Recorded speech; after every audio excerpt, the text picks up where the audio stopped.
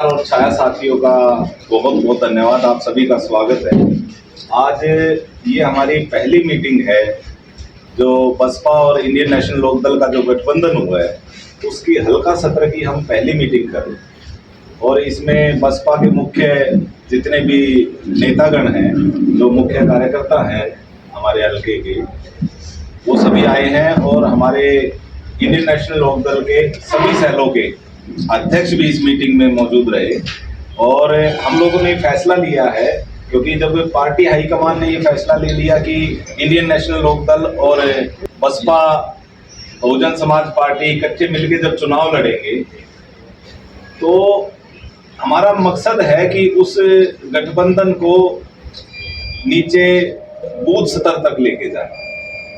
गठबंधन जरूरी होता है कि कामयाब जब ही हो पाता है जब आप उस गठबंधन को चुनावी तौर पर बूथ स्तर तक लेके जाएंगे।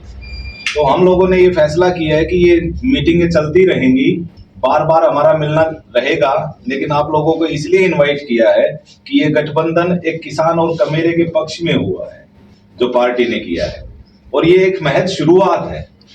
और हमें दुख भी होता है और हंसी भी आती है ऐसे लोगों पे जो, चाहे वो सत्ता पक्ष में हो चाहे विपक्ष में हो, विपक्ष वाले भी हमें टारगेट कर रहे हैं और सत्ता पक्ष वाले भी हमें टारगेट कर रहे हैं। इसका मतलब उनके पेट में कहीं ना कहीं ये दर्द है कि इन लोगों का गठबंधन क्यों हो गया। हमेशा पूंजीपतियों का राज तो नहीं हो सकता ना, किसान और कमेरे को भी जरूरत है। आज के दिन इस सत्ता परिवर्तन की जरूरत है और ये गठबंधन उसी की बानगी है, उसकी एक शुरुआत है। और बहादुरगढ़ में तो आप सबने देखा है कैसे भाजपा और कांग्रेस मिलके भ्रष्टाचार करती है, भाजपा और कांग्रेस कैसे मिलके लूट मचाती है, चाहे उसमें शीर्ष नेतृत्व रहा हो इनका, चाहे वो यहाँ हल्का सत्र का नेतृत्व रहा हो। जब लोगों की जरूरत होती है, रोड टूटे हुए होते हैं, लेकिन कोई नेता सुनने के लिए नहीं आता, कोई कांग्रेसी लोगों के बीच में नहीं आता। जाती है तो केवल इंडियन नेशनल लोकदल जाती है या बसपा के कार्यकर्ता जाते हैं। दुख दर्द इनको भी पता है हर एक चीज का, क्योंकि ये लोगों के बीच में रहते हैं। जब हम लोगों के बीच में रहते हैं तो उनकी समस्याओं से अवगत हम होते हैं। लेकिन जब सरकार एंटी रहती है तो कई बार उनका लोक जनता का काम नहीं होता। बाकी तो हमारे बड़े भाई प्रदेश महासचिव जी आए हुए हैं, परवीन फतेहपुरी जी, ये आपको बताएंगे गठबंधन की आगे की रूपरेखा और आगे काम करने का तरीका। हम एक बात की एश्योरिटी देते हैं, आने वाले चुनाव में फैसला लोगों ने करना है। बड़ी मजबूती के साथ बहादुरगढ़ से चुनाव लड़ेंगे। कई बार आपने भी देखा होगा कांग्रेस बीजेपी को अब पेट में दर्द ये हो रहा है कैंडिडेट कौन है। जल्दी कैंडिडेट का नाम भी आएगा, ऐसी बात नहीं है, क्योंकि चुनाव तो कैंडिडेट को ही लड़ना है और एक ही लड़ेगा कैंडिडेट। नाम भी आएगा और मजबूती से कांग्रेस और बीजेपी को धूल भी चटाएंगे, क्योंकि बहादुरगढ़ की जनता ने जो हम लोगों को ड्यूटी दी है और जो माननीय अभय सिंह चौटाला जी ने और बहन मायावती जी ने जो फैसला लिया है उसको अमली जामा पहनाने के लिए बूथ स्तर तक कार्रवाई करनी जरूरी है। बाकी परवीन जी आपको बताएंगे। आप सभी मीडिया बंधुओं का सबसे पहले स्वागत है। बसपा सुप्रीमो परम आदरणीय बहन कुमारी मायावती जी और इनेलो से माननीय ओम प्रकाश चौटाला जी के आशीर्वाद से इस हरियाणा प्रदेश में माननीय इनेलो से माननीय अभय सिंह चौटाला जी और बहुजन समाज पार्टी के नेशनल कोऑर्डिनेटर युवा हृदय सम्राट माननीय आकाश आनंद जी के संघर्षों से इस हरियाणा प्रदेश में बहुजन समाज पार्टी और इनेलो पार्टी का गठबंधन हुआ है।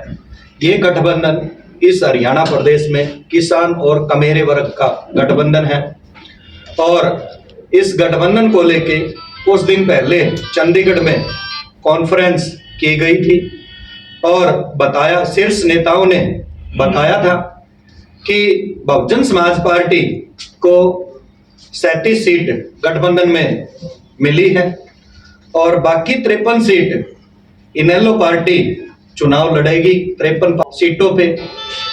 और इस हरियाणा प्रदेश में 90 की 90 विधानसभा में मजबूती से चुनाव, ये किसान और कमेरा वर्ग मजबूती से चुनाव लड़ेगा और निश्चित तौर पे इस हरियाणा प्रदेश में गठबंधन की सरकार विधानसभा चुनाव में अब बनने जा रही है।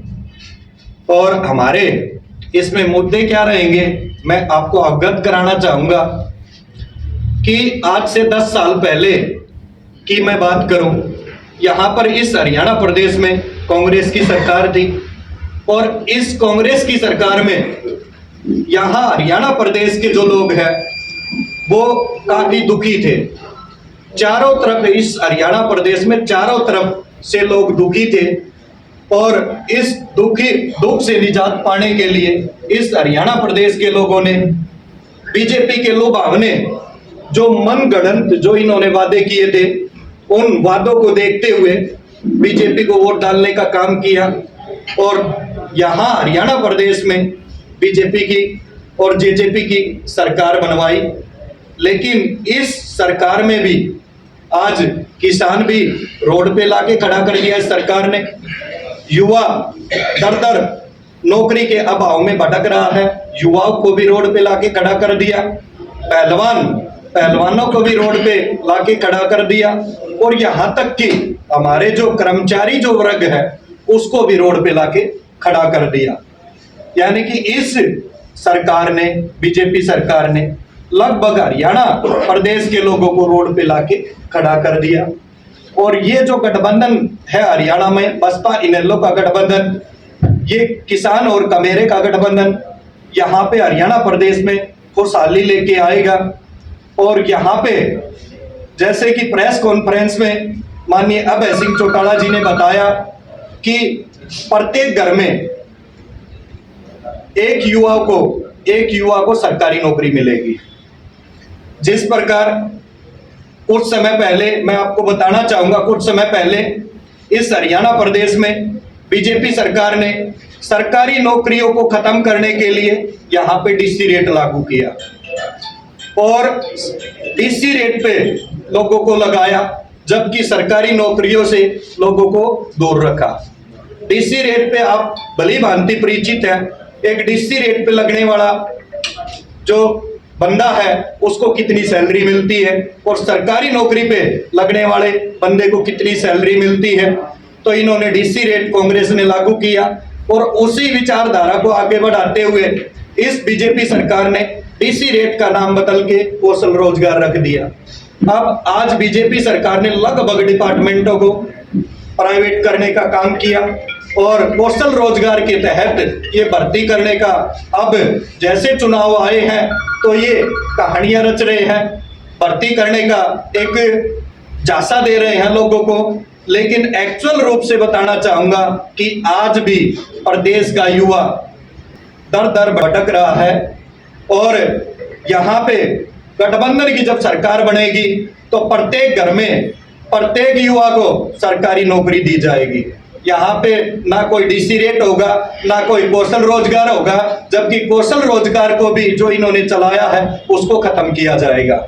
यहाँ पे प्रत्येक घर में सरकारी नौकरी दी जाएगी और प्रत्येक घर में गैस का सिलेंडर मुफ्त दिया जाएगा।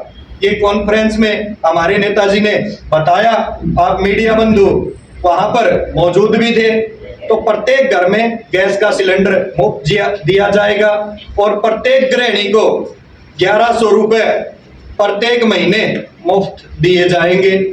और यहाँ पे जो युवा है उनको मैंने बताया कि नौकरी दी जाएगी, किसानों को उनको एमएसपी के आधार पे उनकी फसल का उचित दाम दिया जाएगा और पहलवान जो आज रोड पे हैं उनको उनकी योग्यता के अनुसार आगे बढ़ाया जाएगा और पुरानी जो ओल्ड पेंशन है उसको इस प्रदेश में लागू किया जाएगा।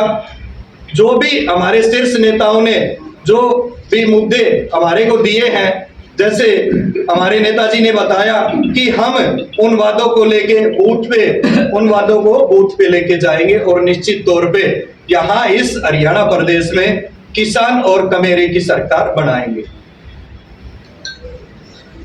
विपक्षी पार्टियां कह रही हैं कि जो इनेलो और बीएसपी का जो गठबंधन है जी, वो अपने अपने वोट बैंक को बचाने के लिए, क्योंकि लोकसभा चुनाव में जो हालत देखने को मिली, तब से तो आपके कैंडिडेट को ही बैठा दिया। देखिए, इस हरियाणा प्रदेश में जब जब किसान और कमेरे का गठबंधन हुआ है तो निश्चित तौर पे रिजल्ट लेके आया है। मैं बात करूं 1998 की, यहाँ पर इनेलो और बसपा का जब गठबंधन हुआ था तो 1 सीट बसपा ने जीती थी और 3 सीट इनेलो पार्टी ने जीती थी। और आज फिर हमारे शीर्ष नेताओं के संघर्षों से इस हरियाणा प्रदेश में फिर गठबंधन हुआ है, तो ये गठबंधन निश्चित तौर पे जीत दिलाएगा। जैसे आपने क्वेश्चन किया है, ये तो जब से गठबंधन इस हरियाणा प्रदेश में हुआ है, बीजेपी, कांग्रेस और जो अन्य इनके सहयोगी दल है, उनके पेट में दर्द हो गया है।